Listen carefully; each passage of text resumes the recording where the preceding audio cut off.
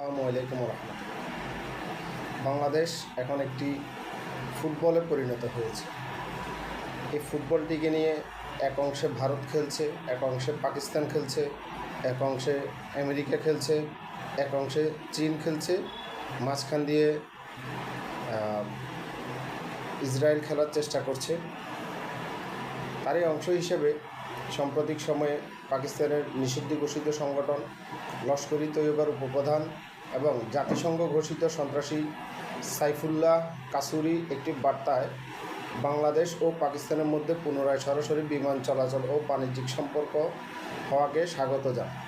নতুন ফ্রন্ট খোলার তৎপরতা আন্তর্জাতিক ও আঞ্চলিক গোয়েন্দা সংস্থাগুলোর বিভিন্ন প্রতিবেদনে বলা হয়েছে, লস্কর ই তৈয়বা শীর্ষস্থানীয় নেতৃবৃন্দ ভারতের পূর্ব সীমান্তে অস্থিরতা তৈরির উদ্দেশ্যে বাংলাদেশকে একটি কৌশলগত ট্রানজিট বা নতুন ফ্রন্ট হিসেবে ব্যবহার করতে চায়।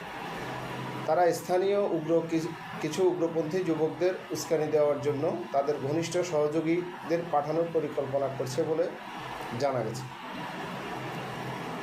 গোয়েন্দা ও নিরাপত্তা উদ্বেগ সন্দেহভাজনদের অনুপ্রবেশ 2026 সালের ফেব্রুয়ারিতে বাংলাদেশ ও পাকিস্তানের মধ্যে সরাসরি বিমান যোগাযোগ চালুর পর নিরাপত্তা বিশ্লেষক ও ইনভেস্টিগেটিভ জার্নালিস্টরা দাবি করে, করাচি থেকে বিমানে করে লস্কর ই তৈয়বা সম্পৃক্ত কয়েকজন সন্দেহভাজন ব্যক্তি ঢাকায় প্রবেশ করেছে, আঞ্চলিক যা এ অঞ্চলের জন্য একটি হুমকি স্বরূপ।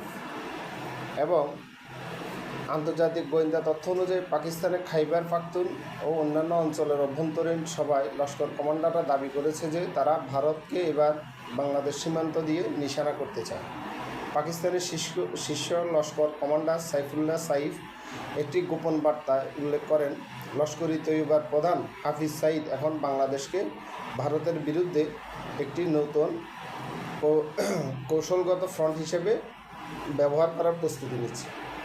বাংলাদেশ লস্কর ও পাকিস্তানি প্রতিনিধিদের গোপন তৎপরতা যোগাযোগ স্থাপন গোয়েন্দা ফাইল অনুযায়ী হাফিজ সাইদের অত্যন্ত ঘনিষ্ঠ সহযোগী এবং কট্টরপন্থী নেতা আল্লামা ইবতিসাম এলাহি জহির গোপনে বাংলাদেশ সফর করেছেন।